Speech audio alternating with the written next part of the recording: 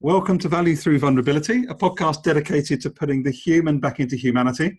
And today I'm really excited to introduce you, the listener, to Andy Davies, who is Head of Global Enablement at PeopleFirst. Good afternoon, Andy.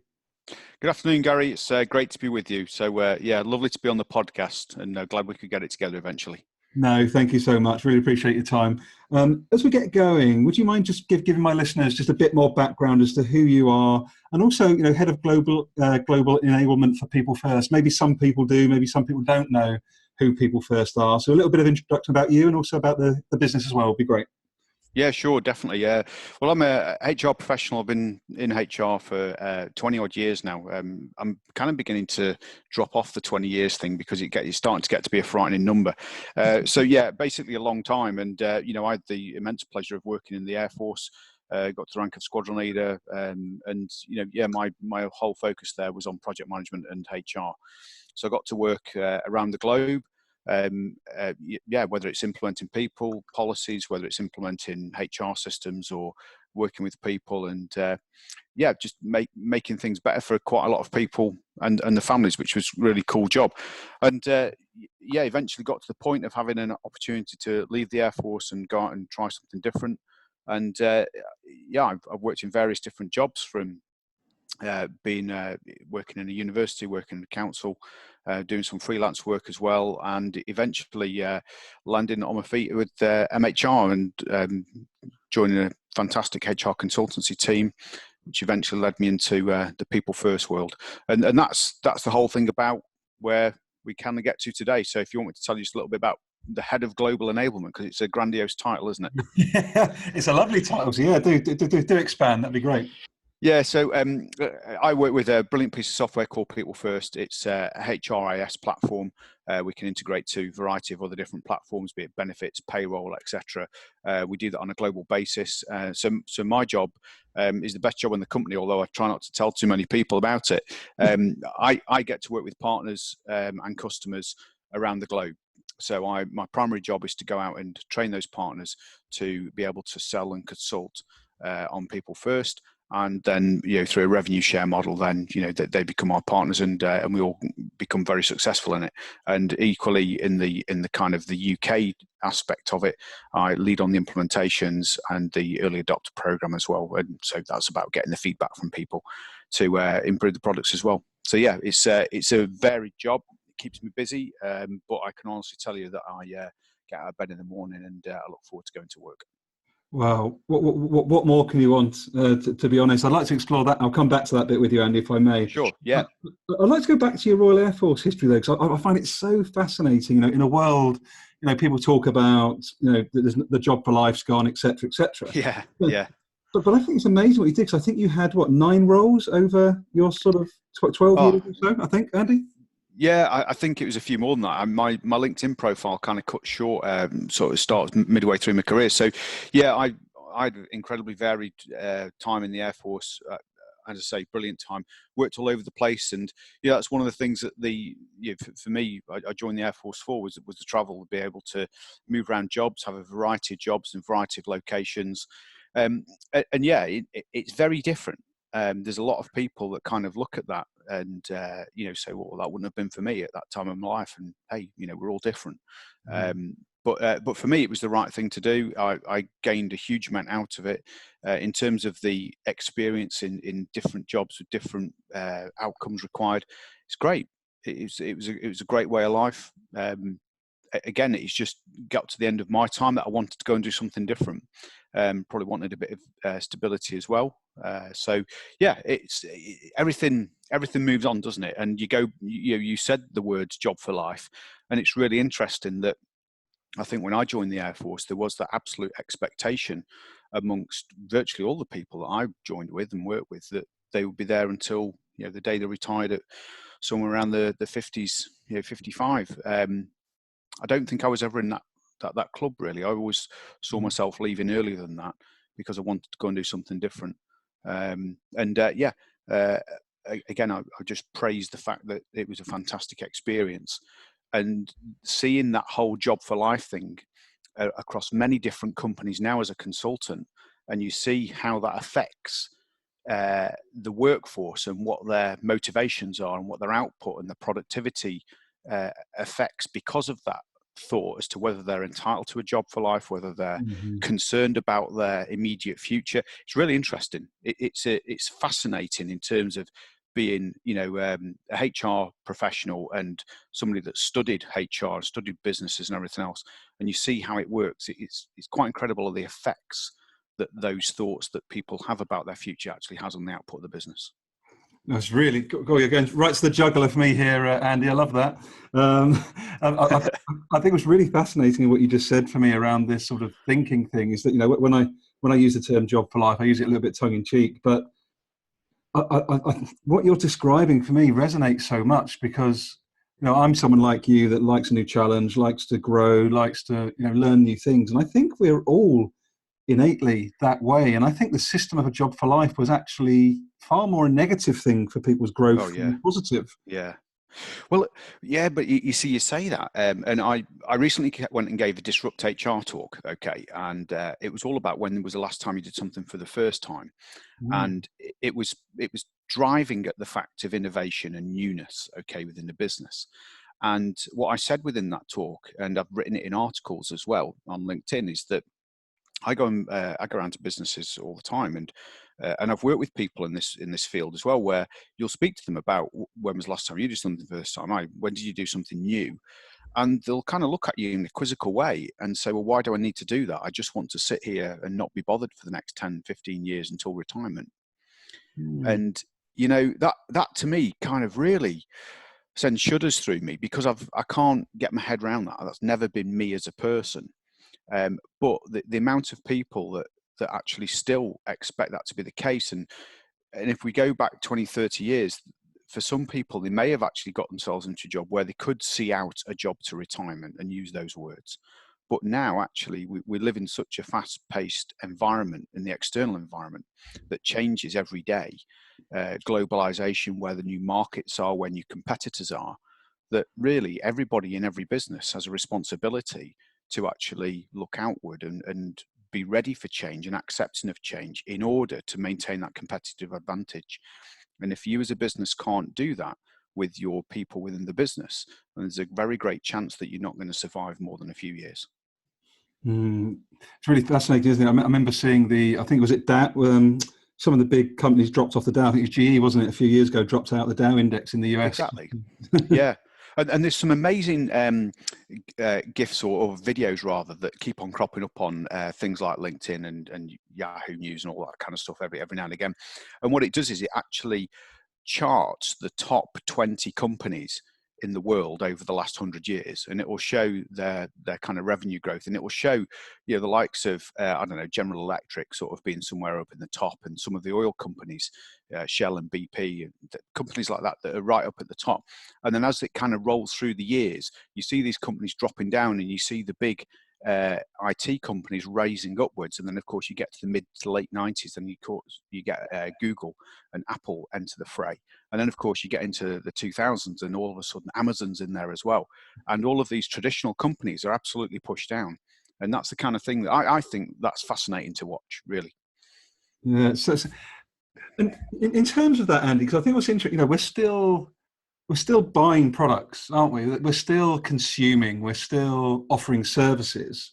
So those things are still there. I think, is it a distortion of the value of those companies just because they are so exponential in their growth that they're taking exponential revenue growth with them? Or is there a real life sort of tangible, exponential value through these organizations? I'm still trying to work that out myself, I often wonder that, okay, because again, what's the value of something? It's what people are prepared to pay for it, isn't it? And you look at some of these massive ticket numbers against some of these IT companies now, and you do wonder where that value's come from, and a lot of it is in the IP that they've actually generated in the background, that hopefully is unrepeatable by others, and that's where they gain the majority of the money from.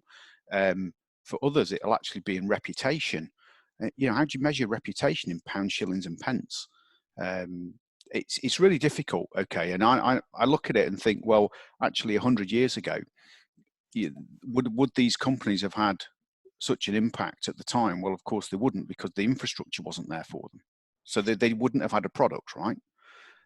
So they are at this moment in time the right thing. Equally, 100 years ago, it was the rise of probably the petroleum companies that really actually made it big. And I just wonder what that next big thing is going to be in another 100 years. Maybe it is the hoverboard companies that will be there then. Or it might be you with your with People First on the hobby board. You never know. Well, absolutely. By then, everybody will have the People First app on the phone, and that's how it's going. So let's talk a little bit about that, Andy. Actually, I'm really interested. So you sort of advised us that you're head of rolling out, training your partners on this platform. Yeah. For my education, also for the listeners as well, do you mind just giving me just a sort of a 2-minute lowdown on what actually is the People First platform and how does it actually serve organisations? I'm really interested to learn. So People First is a HRIS platform. So within there, you've got a fantastic suite of modules, including things like social engagement, whether it's the core HR offering, whether it's learning, recruitment, talent management, goals, but it's how it's built, it's how it's architectured, the fact that it's built on APIs. We can, because it's built on APIs, we can connect it to loads of different types of software, that be it payroll, be it benefits, Salesforce, even that kind of platform. But what we do is probably very different to others. We look at it about the relationship between the manager and the employee, and absolutely go back to basics on it. That over the last probably 20-30 years, we've had this rise of organisation where employees have a relationship with HR rather than their manager, and that to us is wrong. That actually, if I put in leave, it shouldn't be authorised by an external person, it should be authorised by my manager. So we want to put that at the heart of things to begin with. We want to actually make it an open and transparent system so that people can collaborate, people can share ideas in the same way that people have social media platforms. We have People First, that you can have closed and open groups, you can post, you can recognise each other on a complete free-flowing basis. You don't again have to go and seek permission to actually do that. If you want to say thanks to somebody for a great job that they've done, you simply open up the recognitions tab and do it. And that's in reflection of the fact that, and I take this as a small example, Gary, that in years gone by, it would have been people like me that would have put in place processes to, here's an application form, you want to say thanks to somebody, fill out this form, and in 3 months' time, we'll hold a committee and decide if we can say thanks to them. That's rubbish. That's old HR, and we shouldn't go back to that. We should absolutely give people the tools to do things on a in the moment basis, because that's what people demand now, and that's very much part of the ethos of People First as well. And yeah, that's again, it's going back to this vulnerability that we talked of. That that's probably me self-reflecting and saying I was part of the problem in the past, but I can't begin to tell you it's great being on this side of the fence and looking forward and saying, hey, this is how we absolutely should be doing business, because what we did in the past just it doesn't work anymore. Yeah, it's really powerful, actually. I think, as you say, talking about vulnerability, you speak about, you've learned over the years, Andy, from, call it the older ways of working to where you are now. What are some of those, maybe one or two of those biggest shifts, maybe that you've learned yourself personally between, you starting your career and where you are right now? Oh dear. There's so many, isn't there? I think probably when I first started my career, I was absolutely focused on rigid hierarchy, rigid processes, and passionately believed that process was king, in terms of actually that you follow a process to the nth degree. And look at that now and just think that just doesn't fly. That to have a more fluid structure in a business absolutely helps, to actually have things like project teams that you can move from seamlessly to actually go and deliver better benefit for people, rather than actually putting a task into a team where really there isn't the skills. You kind of need to bring the team together to deliver an outcome and then send them back to go and do the next job for different projects again. That's probably the first thing. And yeah, the processes that go along that, everybody's different.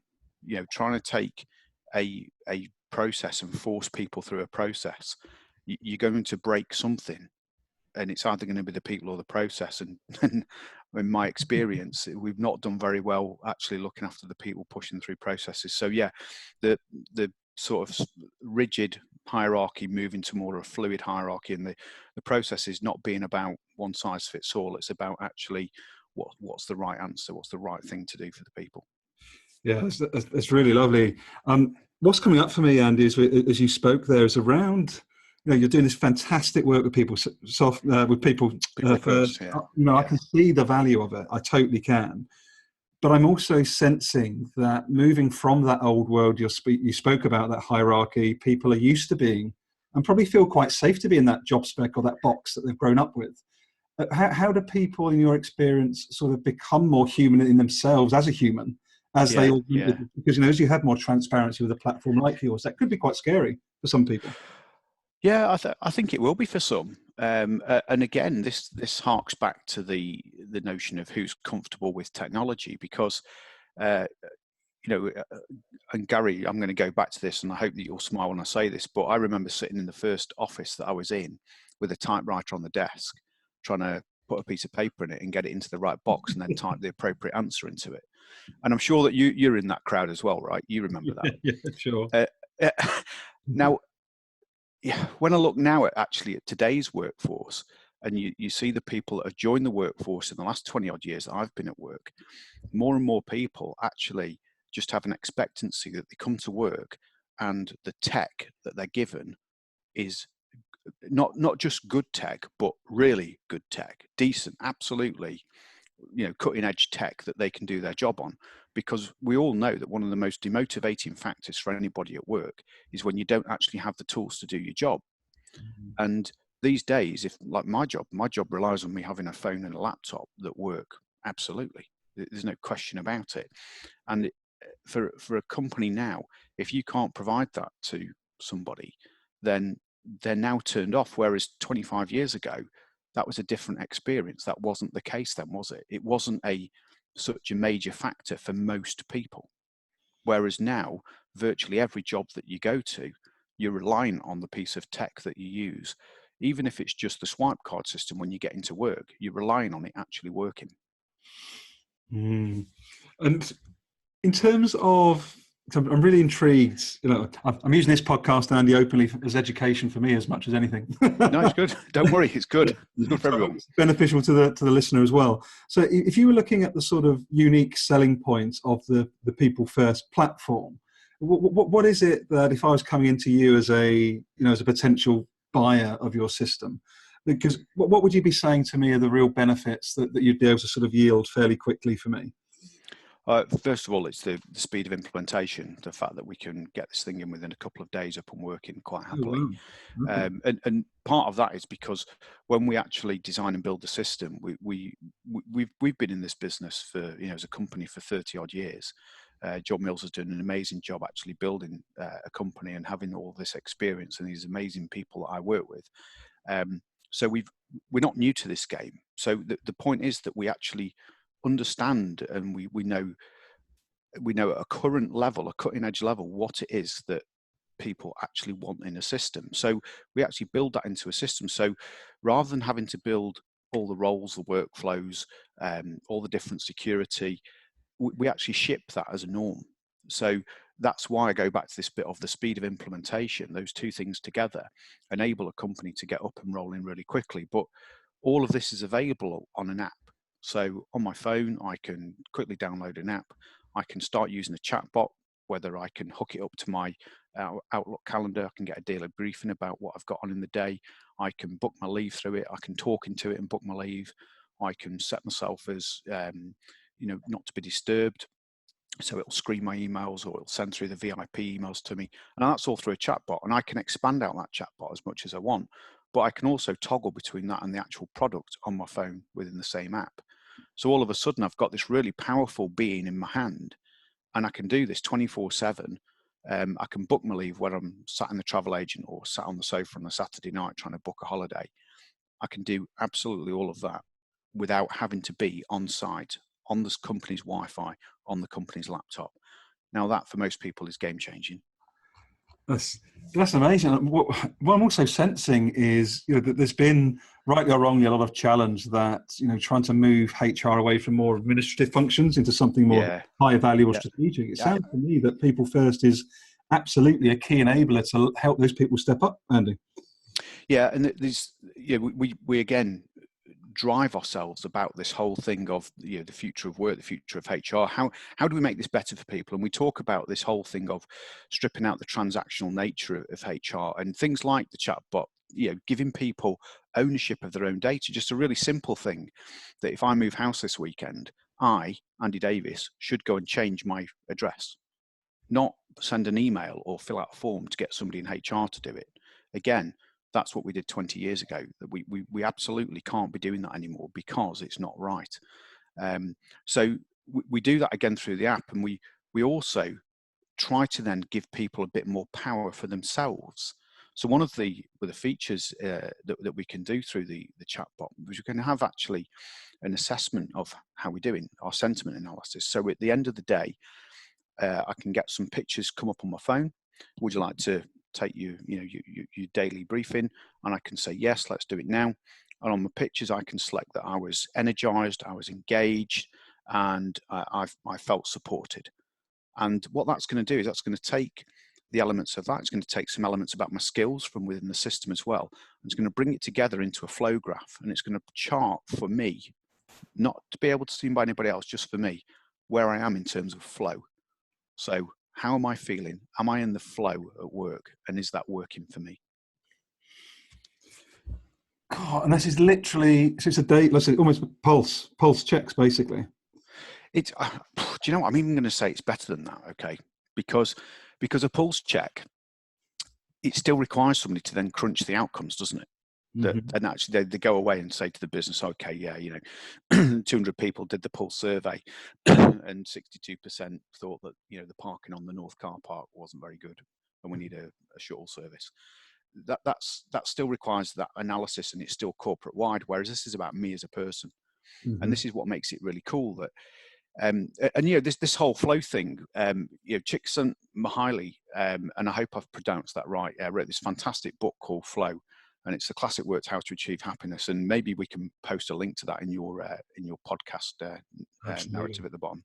And people can have a read of that. And they can also have a read of the stuff on YouTube. It's really famous. But flow, the assessment itself, we talk about being in the flow, and he describes it as like a state of ecstasy. So if you think about those moments when you get in from work, you say, I've had a fantastic day today. I've been so productive. I've had a brilliant day. Everything's gone perfectly well. That's kind of you being in the flow, because he describes about hours passing by, minutes, days passing by, and hours. That kind of sense of ecstasy that goes on when you're so focused that all of the outside parameters are shut out and you're just literally being productive all the way through. And if we can actually help people to realize when they're in or out of the flow, it gives them the power to then actually do something about it. So not in a big brother way, but what we then do is we then give them the opportunity to have a check-in. So that ongoing constant conversation between a manager and employee, where I can sit down with my manager and say, hey, I've got my flow assessment. And you know what, according to this, there's too much challenge in my job for where I am. So I'm out of flow. Can we talk about this? God, I'm absolutely buzzing at that prospect, Andy. Seriously. I think it's so powerful. How, I guess with a lot of your work, is part of your work with this as well, then, or to some extent, training up new managers then? Because if I came to a line manager of, let's say, of the past with that message, I would have been turned around and gone, what are you on about? Don't be so fluffy, get out of my office. So I guess exactly. cultural element of this to adopt your people first as well, I would imagine. Yeah, we spend a lot of time with customers and partners, looking at the whole change process that needs to take place, and whether that's built into our project plans, whether we help and coach them through it. We approach it in a variety of ways, but at the end of the day, whether you're putting in a HRIS system, whether you're wanting to roll out some of those extra features of it, it's still about change management. It's still about that communication, getting people ready for it, explaining the outcomes, probably starting with a pilot scheme to actually show some of those benefits and then rolling it out further, celebrating some of those early adopters and those early wins, and challenging and going talking to people. And some of the greatest ever conversations come out of the people that are negative about something. And what we always seem to do is shy away from actually going and speaking to people who actually have something what is perceived to be negative. Go and talk to them. Actually, the greatest learning comes out of those people often. That's great. And it really speaks to one of the themes of this podcast, which is around vulnerability. And I think it does take, for me, like the flip side of vulnerability could be courage, but to have those conversations, Andy, with those dissenters. Now, you've given a good example of the value of that. Yeah, always. Never, a dissenter is merely a voice that you should go and actually listen to and work out where's the dissent coming from.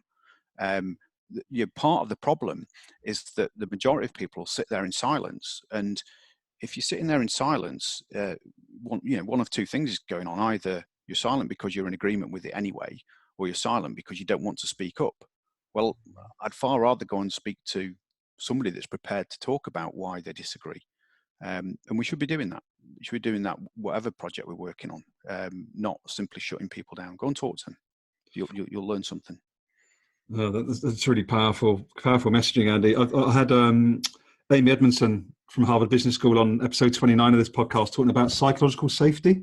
Oh, right, yeah. And I think that's, you're talking about flow, talking about, having these more constructive conversations. For me, there is definitely something around augmenting people and a platform like yours, and that's safety to speak up. Would you agree or challenge with that from your side? Listen, I love the idea of people having that safety, and I think, and we see this all the time, right? So you, like me, end up at various different conferences or wherever giving presentations, and at the end of it, I guarantee that you'll say the words, "Has anybody got any questions?"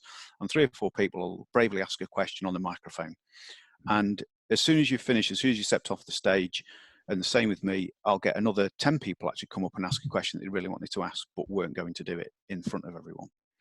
And that's the thing, that's just human nature, that through PeopleFirst, by giving people those checking abilities with their manager to actually have that one-on-one conversation, to actually record the outcomes of it and then go back to it at some point in the future, that is that safety net for people, that they don't actually have to stand up and in a meeting and actually ask that question. They can go and have that conversation one-to-one afterwards. Lovely.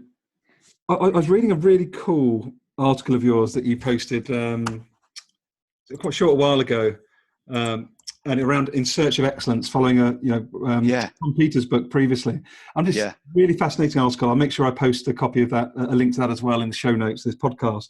But what's your view? And again, it's just your view. I'm just really interested. What's your view on HR over the next sort of 5 or 10 years, or what's your desire for HR over the next 5 to 10 years as platforms like PeopleFirst become more mainstream? I think the real fundamental is for HR teams to really go and sit and work with both IT and finance, to sit down and ask the question, how can we digitalize and automate our processes, and be really brave about it? Because every day, I have this wonderful job of going out to speaking to a wide variety of people, and so many times I hear the words, we do it all on Excel.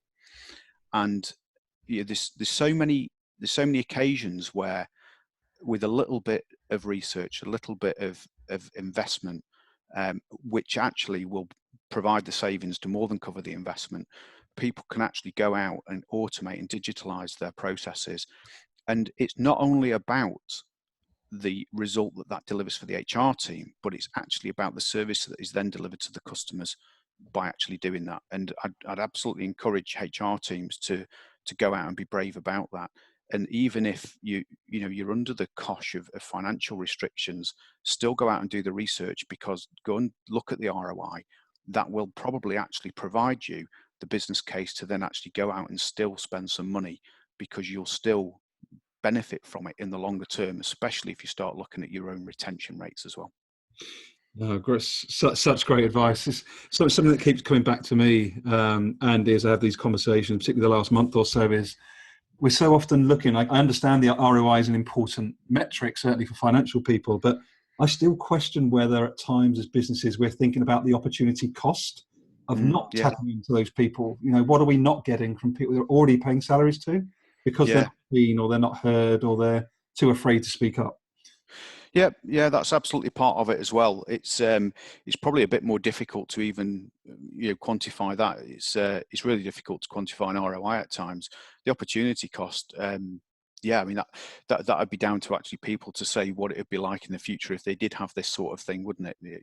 Otherwise, you wouldn't be able to get to the bottom of it. But yeah, if people can absolutely look forward, and rather than just be guardians of a process or guardians of what went on in the past, and be focused on compliance, if people can actually just take a few minutes just to look at that digitalization journey that's out there for people to really transform what they offer, because it leads into other things. We talked about flow assessment.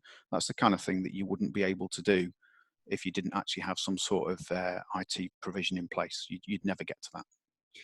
Yeah, and I love how you've spoken a couple of times during this discussion about being brave. And I think, I say it to myself, I say it to you, and to everyone listening. If you're in HR, or if you're running your own business, let's all be a bit braver about stepping into the things we don't know about. It's okay not to know, but I think it's criminal not to at least try and understand.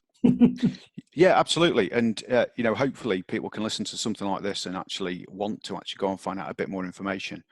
And honestly, there's people out there that absolutely will spend time with you and talk to you about what's out there. And just put to one side this whole sales pitch notion at the moment. When you're next at, whether it's the CIPD conference or whatever it is, or Unleash, go and talk to people. Go and talk to the experts that stood at the stands, and actually go and ask them and challenge them. How can you add to my business? What digital solutions can you bring that's going to actually deliver me benefit? Lovely. You said a part of your LinkedIn bio, Andy, you speak about that networking is really important to you. And I can see, I can hear it, you can hear your energy, which is wonderful. But why is networking so important to you as Andy, out of interest? Oh, I probably started on this whole networking journey only a few years into being in the Air Force, because again, I go back to this thing that I always knew at some point I'd be leaving the Air Force and want to talk to people about a job. So that's probably where I actually started with this. But one of the things that was told to me, and I'm even going to say in the mid-90s, was that build your network for the future, not for now. And what that meant was that this person was explaining this, that what you can't do is you can't actually go up and sort of, introduce yourself, shake somebody's hand and then say the words, can I have a job? Because that doesn't work, does it? Right? There's no mutual benefit to each other to actually being in a network. Whereas if you can actually build your network, you can help and support each other over a period of time. You can, whether it's share articles, whether it's point people as references in terms of work or in terms of jobs to each other.